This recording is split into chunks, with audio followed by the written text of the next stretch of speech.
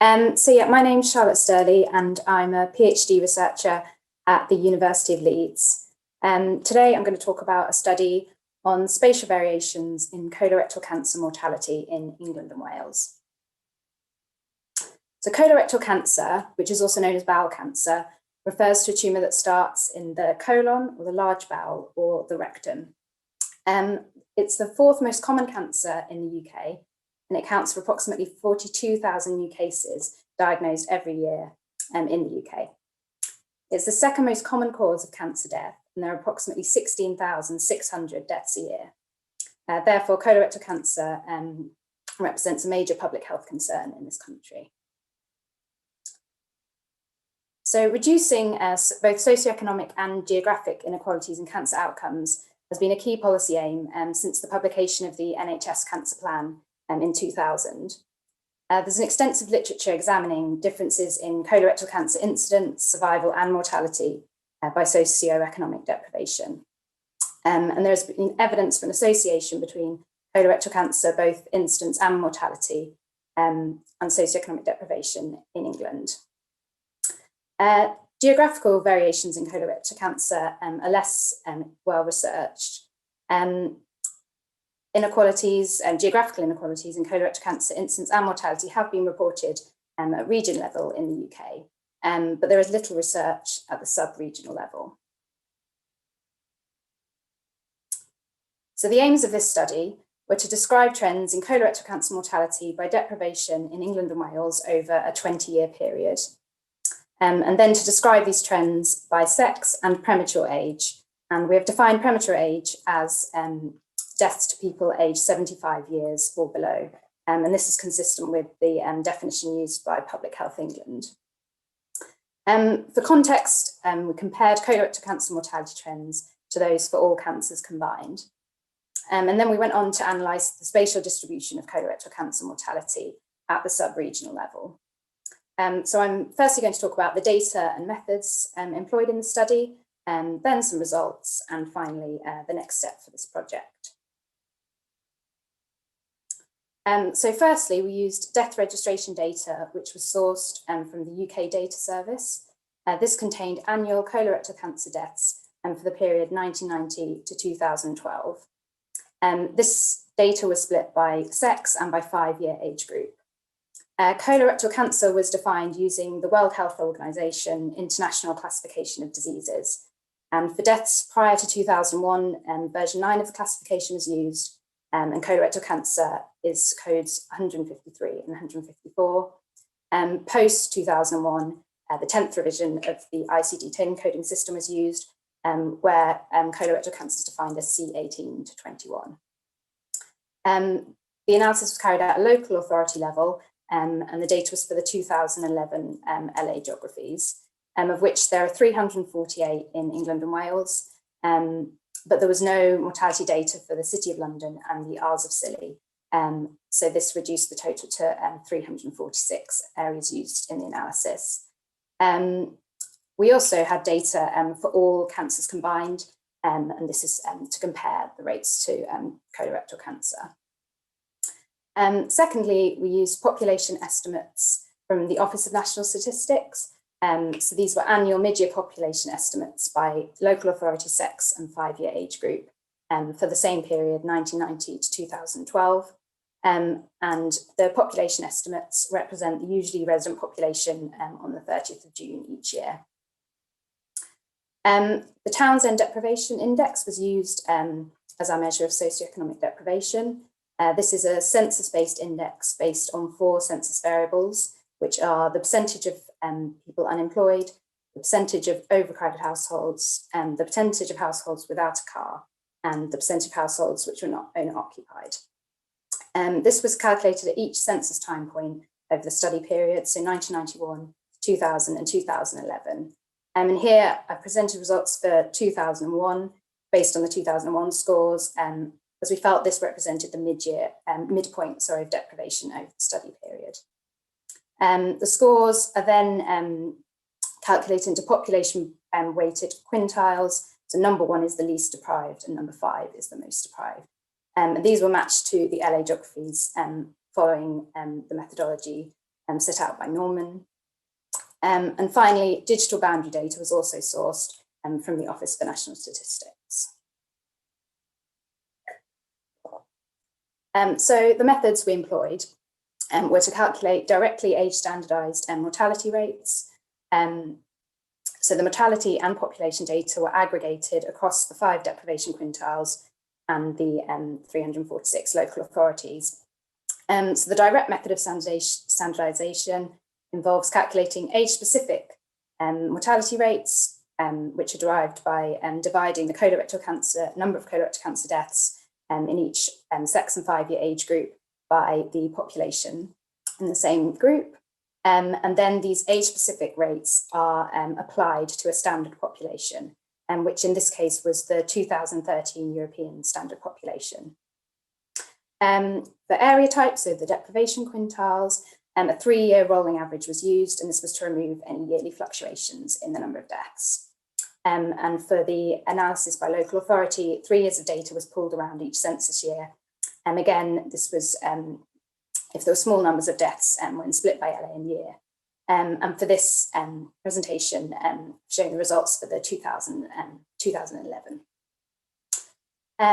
We also tested for spatial autocorrelation. So this measures the degree to which observations at spatial locations are similar to each other and where this clustering occurs. And to do this, we use the GETISORD GI star statistic, which identifies statistically significant spatial clusters of high values called hotspots and low values, low spots. And the neighbourhood definition for this was the LAs that shared a boundary with the local authority of interest. So the top level results, there were 341,234 colorectal cancer deaths over the study period. There were slightly more deaths to males than females, and 47% of the deaths were to people of premature age. So that was again to people aged 75 or less. So the next set of graphs look at the mortality rates by the deprivation quintiles, and they're all based on the midpoint 2001 Townsend deprivation scores. So on the x-axis along the bottom, we have the year, and then on the y-axis is the age-standardized mortality rate, which is expressed per 100,000 of the population. So the general trend is of improving mortality across the time period. The mortality rates fell rapidly across all the groups. The lowest rates were consistently found among the least deprived groups, so that is the red line. However, there was no consistent difference in the rates across the other 4 Townsend quintiles. There does appear to be some convergence of the rates across these other 4 groups by the end of the time period, and they were statistically significantly higher mortality rates in these 4 groups than the least deprived group. So these graphs are similar to above, but split by males on the left and females on the right. And they're on the same scale, so mortality rate per 100,000. So there were consistently high mortality rates among males and females. This is in line with trends both in the UK and globally for colorectal cancer mortality. The lowest rates were found in the least deprived quintile, followed by the second least deprived quintile, males on the left. But there was little variation in female mortality rates by deprivation. So this graph is similar to the first, but for the for premature deaths. And we here see slightly more variation, difference between the quintiles, again with the lowest rates among the least deprived group, but then a clearer difference with the second least deprived group, with the second lowest mortality rates. Again, for the final 3, there was little variation. And again, split that out by males and females. And we see again that the lower rates among the least deprived groups were seen in the males only, whereas in the females, there was little variation in premature mortality by deprivation. So for context, compared the mortality trends for colorectal cancer to that for all cancers combined, which is shown on the left, and the graph on the right is the first graph again. There's a clear deprivation gradient in all cancer mortality over the same time period. So with the lowest mortality rates in the least deprived group going up to the most deprived group, which is the purple line at the top. This could perhaps be explained by a stronger association with deprivation for other common cancer types, most notably lung cancer. So now we move on to the spatial variations in the colorectal cancer and mortality rates by local authority in 2011. And these are based on a 3 years pooled around in 2011. So the colorectal cancer mortality rates ranged from 14 deaths per 100,000 in Rugby to 52 deaths per 100,000 in the Eden local authority area. Whilst there's no clear spatial pattern apparent, higher mortality rates do seem to generally be found in the more coastal and rural areas. And again, we compared this to all cancer deaths shown on the left and the colorectal cancer rates repeated again on the right. There does seem to be a slightly clearer pattern in all cancer mortality, with higher rates in the north of England, South Wales, and lower rates in Southeast England. And this could reflect the stronger socioeconomic gradient in all cancer mortality.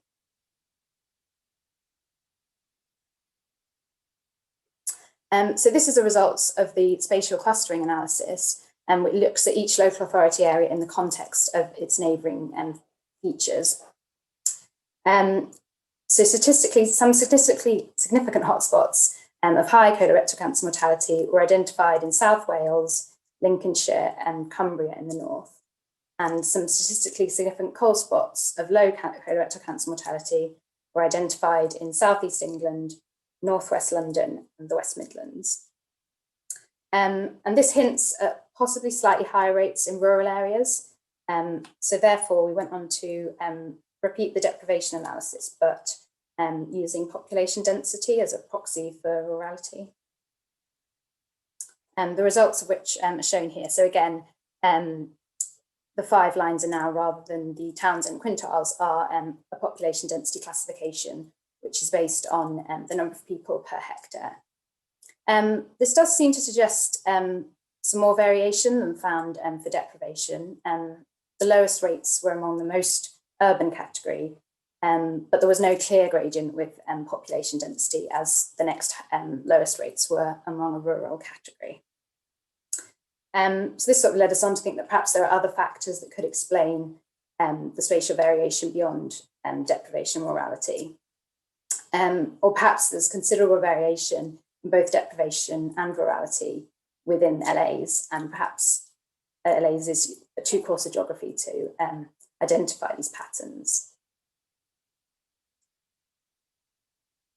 So in summary, there's been a downward trend in colorectal mortality rates across all deprivation quintiles across the study period. There appears to be a different pattern in colorectal cancer mortality rates compared to those to all cancers combined. There was little evidence for significant spatial clustering of colorectal cancer mortality rates, although some hot and cold spots were identified. However, local authority may be too coarse a geography to identify any clear spatial patterns. So some further work that we've going on to with this project. So we're currently awaiting the outcome of an application to the UK Data Service for access to individual level mortality data up to 2018. This local authority data for the most recent period is openly available on NOMIS Web, but small numbers have been suppressed. And whilst we're addressing these small numbers by aggregating the data by either deprivation quintile or over multiple years, we require this individual data to do the aggregation, which isn't possible when the numbers are suppressed. If we are successful with this application, it would be interesting to see whether this downward trend in mortality rates continue, or whether there has been a stalling in the mortality rates as has been observed in across all cause mortality.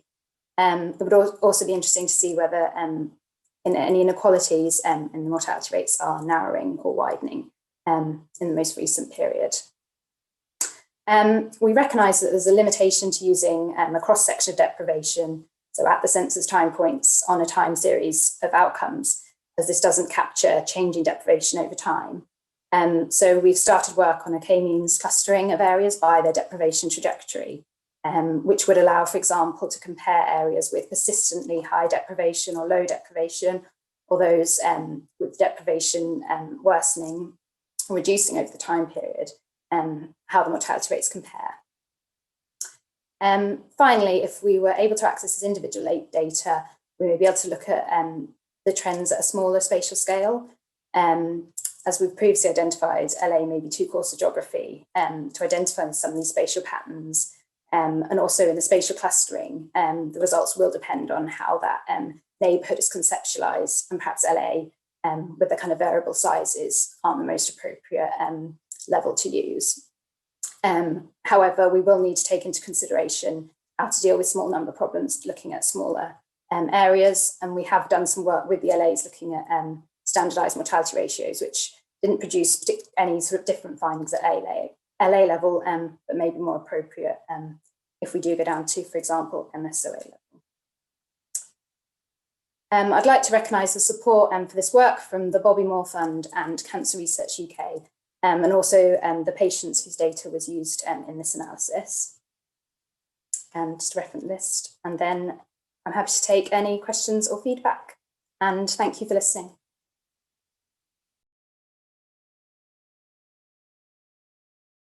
There's one question from Chris Brunson's come in. Chris asks, have you adjusted for multiple hypothesis testing through the clusters? No, I haven't. I did look at different neighbourhood conceptualisation using distance instead, but there were very large numbers of neighbours in some and smaller in others. No, that's definitely something to take further, I think, in the clustering and do more work on the clustering analysis. Great, and there's another one coming from Stephen Clark. Did you manage to factor in diet in this analysis, and were you able to get a handle on it, or any other local consumption data which may be able to help you answer it? I didn't in this analysis, but I have been made aware that there's data on consumption data for different sort of food products available at local authority level. So that is something I'm considering using. As this analysis has sort of made apparent, there's probably other things going on that are affecting the trends.